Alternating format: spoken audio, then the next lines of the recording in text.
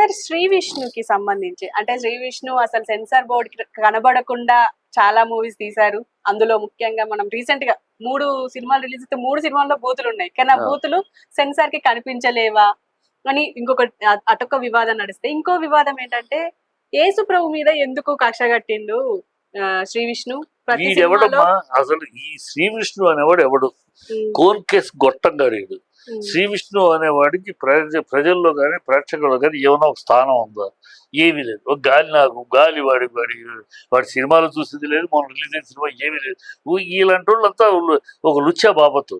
ఈ బాబతులు ఏయో తీస్తూ ఉంటారు, అడుగు తీరే సినిమాలు తీస్తూ ఉంటారు, అడుగు తింటూ ఉంటారు. వీళ్ళ బతుకులు అంతే. వీళ్ళకి ఒక సినిమా ప్రక్రియలో ఒక చక్కటి సంసారవంతమైన పద్ధతిగా సినిమా తీస్తాం అది ఉండదు. ఇలాంటి ఎంగిలి వేషాలు వేయటం, వాళ్ళ మతం వీడికి ఏం తెలుసు క్రిస్టియానిటీ మీద? అసలు వీడికి తెలుసా వీడు హిందూ కదా? వీడికి హిందూ అంటే ఏంటో తెలుసా? హిందూ మతం అనేది ఉందా? అసలు హిందూ జీవన విధానం, మతం అనేది లేదు. వీడికి తెలుసా? నీ హిందూ మతంలో ఎక్కడన్నా ఏ గీతా బోధనలో కానీ ఎక్కడ కానీ ఇతర మతస్థులను విమర్శించి నువ్వు నీ మతాన్ని ఉన్నతంగా చెయ్యని చెప్పారు ఎక్కడన్నా? హిందూ మతమే కాదు, ఏ మతమో చెప్పాలా?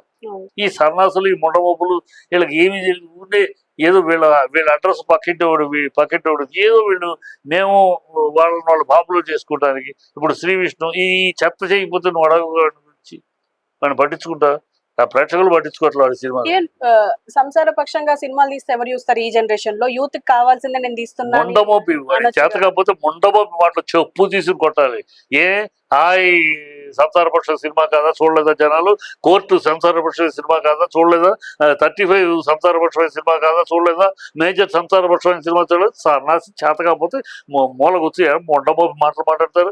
సంసారపక్షం నీకు చేత కాకపోతే, నీకు మంచి సినిమా తీసే దమ్ము క్రియేటివిటీ లేకపోతే ఎడన పోయి తగలడు. బ్లూ ఫిల్మ్ తీసుకో. దౌర్భాగ్య మాటలు మాట్లాడతారు వీళ్ళు. సినిమాలు ఎందుకు అట్లా? తీసేవాడు బాగానే ఆడుతున్నాయి. అంటే మీరు ఇండస్ట్రీలో ఉన్నారు కాబట్టి అన్ని ఒకే రకంగా అంటే ఒకే జోనర్ లో వస్తే సినిమాలు ఎవరు చూస్తారు? డిఫరెంట్ తీయాలి అని చెప్పేసి అనుకుంటున్నారు. అందుకనే బూత్ సినిమాలు తీస్తారు. జోనల్స్ అంటే నవరసాలు శృంగారం వేరు, బూత్ వేరు. వీళ్ళకి శృంగారానికి బూత్కు కూడా తేడా తెలియదు.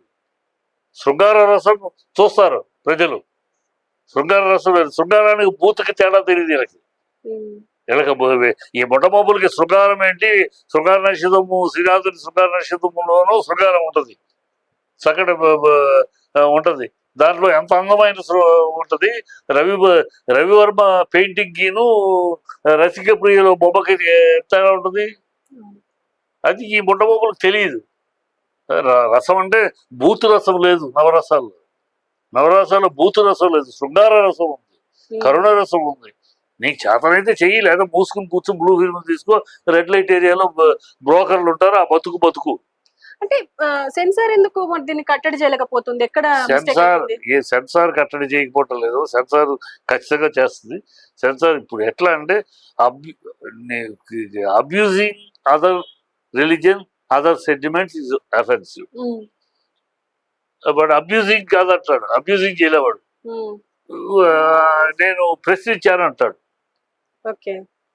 నేను జీసస్ ను ప్రశ్నించాను అంటే ఎక్కడ ప్రశ్నించినట్లేదు కదా. జస్ట్ ఆ సోషల్ మీడియాలో ఏ రీల్స్ అయితే ట్రోల్ అవుతున్నాయో ఆ రీల్స్ ని తీసుకొచ్చి ఇక్కడ వీళ్ళు రీక్రియేట్ చేస్తున్నారు.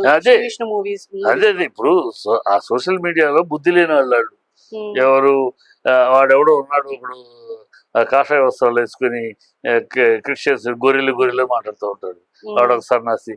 అలాగే వాడు అభిషేకం వాడెవడో క్రిస్టియన్ వాడు క్రిస్టియన్ విషయాల మీద ఏదో మాట్లాడుతూ ఉంటాడు. వాడు హిందువుల గురించి, ఇంకోడు హిందువుల గురించి విమర్శించేవాడు. ఈ సన్నాసులు ఏంటంటే వీళ్ళు ఊనే వాగడం తప్పితే ఏ మతమో వీళ్ళకి తెలియదు, ఏ మతం మూలాలు తెలియదు. బైబిల్ మూలం ఏంటి, బైబిల్ అంతరార్థం ఏంటి, గీతా బోధనలో రామాయణ మహాభారతంలో ఉన్న అంతరార్థం ఏంటి, రావణాసురుడికి 10 తలలు ఉన్నాయంటే 10 తలలు ఉన్నాయంటే ఆ యొక్క విశ్లేషణ ఏంటి?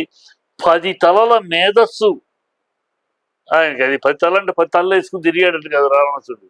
ఆ వర్ణంలో అంటే 10 తలలు అనేది అతని ఆ 10 తలల మేధస్సు ఉంటుంది అని ఒక సింబాలిజంగా చెప్పబడిన విషయాలు అనేకం.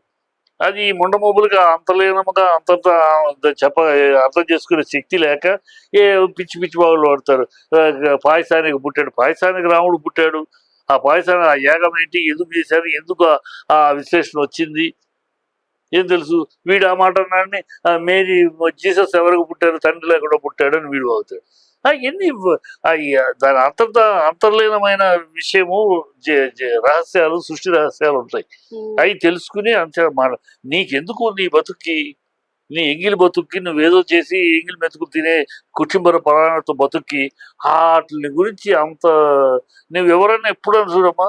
ఇప్పుడు డీజేస్ తిరగల క్రిస్టియన్కి పెద్ద మహానుభావుడు, పెద్ద ఆయన కొడుకు పాలు తినకలను. ఎప్పుడన్నా ఇతర మతస్థుల గురించి వాళ్ళు మీటింగ్ పెడితే, అలాగే సతీష్ కల్వరి వాళ్ళు మీటింగ్ పెడితే లక్షల మంది వస్తారు. ఎప్పుడన్నా వాళ్ళు ఏ మీటింగ్ లో కానీ ఎక్కడ కానీ ఇలా ఇతర మతస్థులను, ఇతర విశ్వాసాలను కించబద్దు మాట్లాడుతున్నారు. ఎప్పుడు యేసు ప్రభు చెప్పిన విషయాలు. అలాగే చాగంటి గారు వాళ్ళు వీళ్ళు ఉన్నారు. వాళ్ళు ఎప్పుడన్నా ఇతర మత మన దీంట్లో మన వ్యవహారంలో మన పురాణాల్లో ఉండే గొప్ప విషయాలు చెప్తారు. జీవనం గురించి చెప్తారు. వాళ్ళు ఇతర మతస్థుల గురించి చెప్పరే. ఈ ముండమబ్బులు ఫ్రాడ్ దీన్ని పెట్టుకుని బతికేస్తా ఉంటారు. వాడు ఎవడు ఆ పేరేంటి, కాషా బట్టలు వేసుకున్నాడు ఎవడు, మాట వెళ్ళి గొర్రె రాధమ్మనాడికి వాడి బతుకేంటి, వాడేంటి, నీ బతుకు నువ్వు కాషాయ వస్త్రాలు బతుకుతున్నావు, దాన్ని అడ్డు పెట్టుకుని బతికేస్తున్నావు. బతుకు ఎవరికి అభ్యంతరం లేదు, నువ్వు బతికి. నువ్వు ఇంకో మతాలకి వాడిని నువ్వు గొర్రెలు అంటే వాడిని పందులు అంటాడు. అంతే. అంటే ఎట్లా ఆగాలంటారు సార్? అంటే ఇప్పుడు సెన్సార్ బోర్డు ఎలాగో దీన్ని ఆపట్లేదు, ఇటు శ్రీ విష్ణు ఏమో ఇలాంటి సినిమాలే కంటిన్యూస్ 3 సినిమాలు 4 సినిమాలు వస్తే 4 సినిమాలు అలాగే మీడియాని వాడుకుంటున్నారు, మీడియాని ఎర్రిపప్పలు చేస్తున్నారు వాళ్ళు. అది సినిమా ఫ్లాప్. దాన్ని ఇప్పుడు ఓటీటీకి అమ్ముకోవాలి. ఓటీటీకి అమ్ముకోవాలంటే యాజ్ ఇట్ ఈస్ ఆ సినిమా చెత్త సినిమా ఎవడో కోరాడు. దానికి ఏదో ఒక క్రేజ్ని క్రియేట్ చేసి దాని మీద ఒక కాంట్రవర్సీ క్రియేట్ చేస్తే ఓటీటీకి అమ్ముడుపోదు. ఇది అక్కడ ఉన్న స్ట్రాటజీ. అది తెలియక మీడియా ఏమవుతుందంటే రెచ్చిపోయి మాట్లాడేస్తా ఉంటుంది. వాడికి అనవసరం.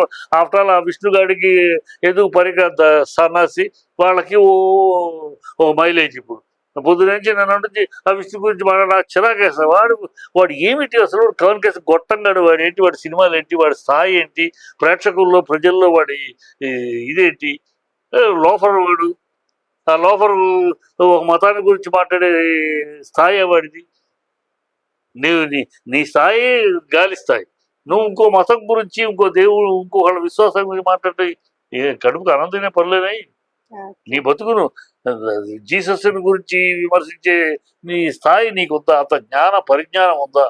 అంత విషయ పరిజ్ఞానం ఉందా? అంటే తద్వారా తను పాపులర్ అవుతాడు అంతే. లేకపోతే నేను ఎవడో పట్టించుకోడు. ఈయనెవడో ఏదో అవుతాడు. అలా కాంట్రవర్సీ చేస్తేనే పట్టించుకుంటే. ఇప్పుడు ఇలాంటి వాళ్ళు విష్ణు మాట్లాడతారు. అది వాళ్ళకి కావాలి. మాట్లాడితే ఇప్పుడు ఆ సినిమా ఫ్లాప్, అది సైలెంట్, దాని పేరేంటి, సింగిల్ ఫ్లాప్, అది ఎవడు పట్టించుకోలేదు. ఇప్పుడు దాన్ని ఓటీటీ అమ్మాలంటే కూడా ఎవడో కాదు. సో దానికి ఏదో కాంట్రవర్సీ ఎప్పుడు అయిపోయింది, దాన్ని కాంట్రవర్సీ చేసి ఇప్పుడు ఓటీటీ జనాల్లో అదేంటి ఆ కాంట్రవర్సీ చూద్దాం పెట్టు అంటారు కదా. అది ఆ కాంట్రవర్సీ వస్తే వాడు కొంటాడు, కొనేవాడు. లేకపోతే పైసా కొనడు. దాన్ని కొనిపించి ఈ వ్యాపారం కోసం చేసే దౌర్భాగ్యం అంతే. Okay sir, thank you.